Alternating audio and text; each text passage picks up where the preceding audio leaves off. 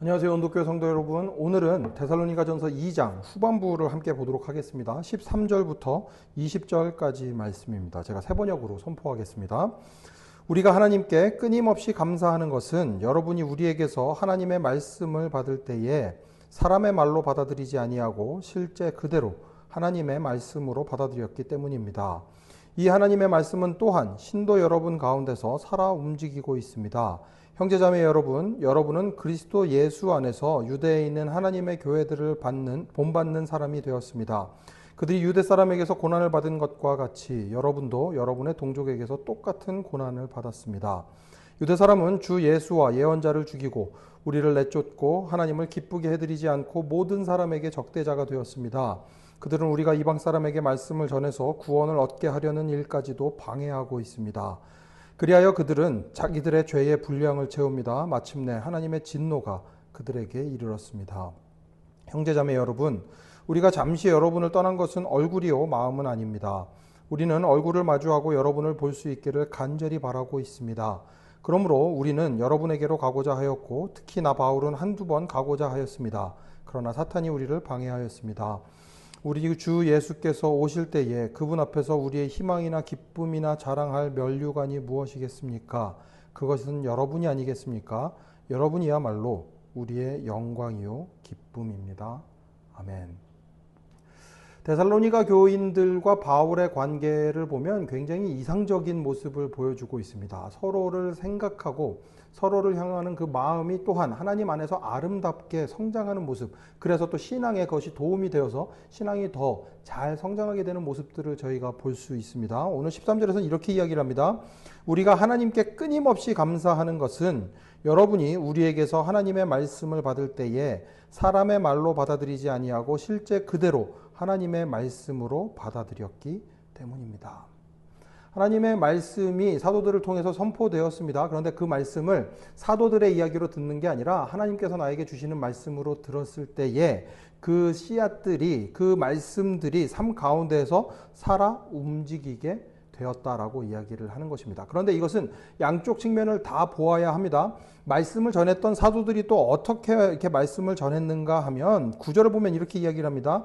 형제자매 여러분, 우리의 수고와 고생을 기억하고 있을 것입니다. 우리는 여러분 가운데 아무에게도 폐를 끼치지 아니하려고 밤낮으로 일을 하면서 하나님의 복음을 여러분에게 전파하였습니다. 또 신도 여러분을 대할 때에 우리가 얼마나 경건하고 올바르고 흠잡힐 데가 없이 처신하였는지는 여러분이 증언하고 또 하나님께서도 증언하십니다.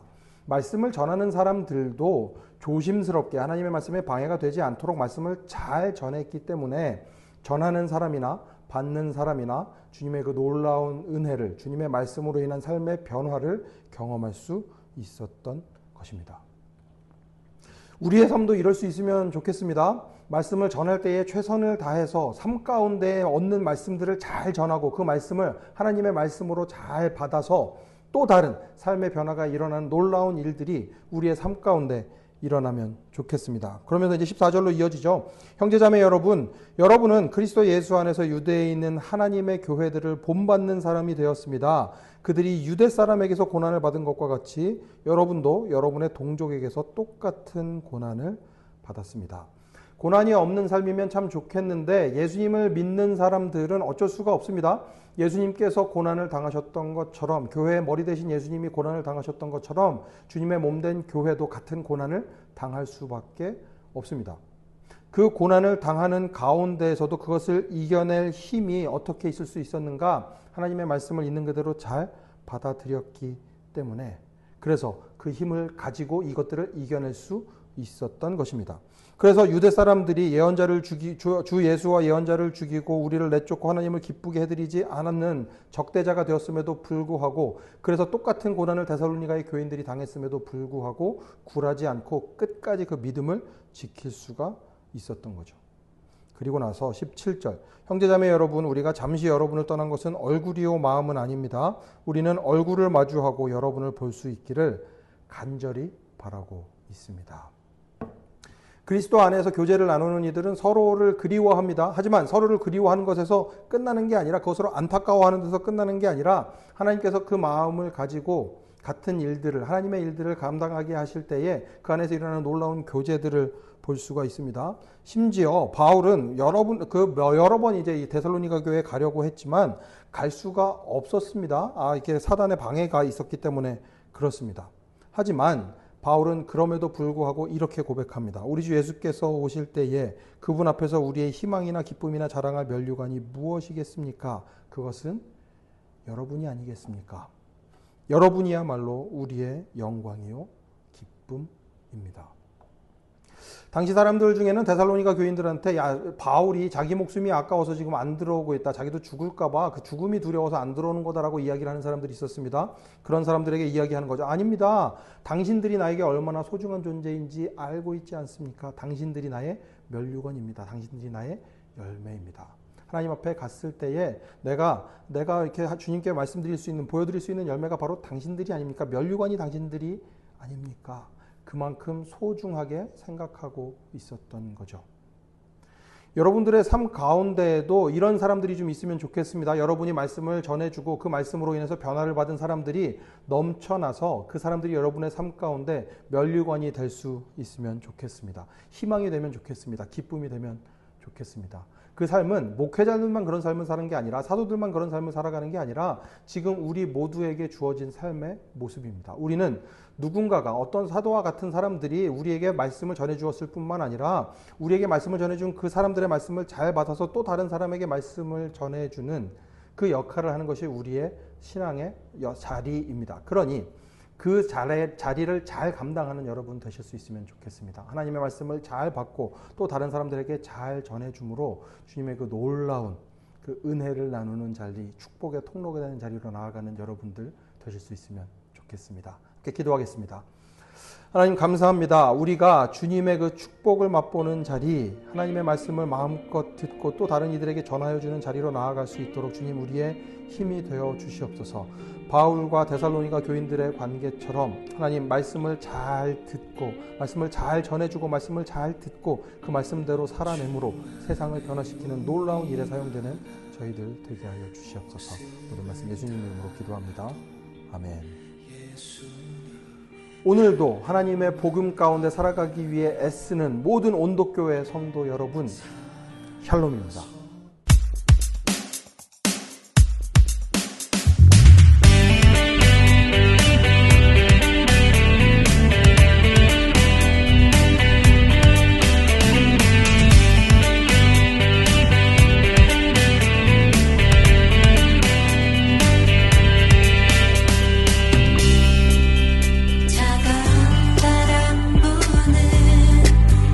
얼어붙은 세상에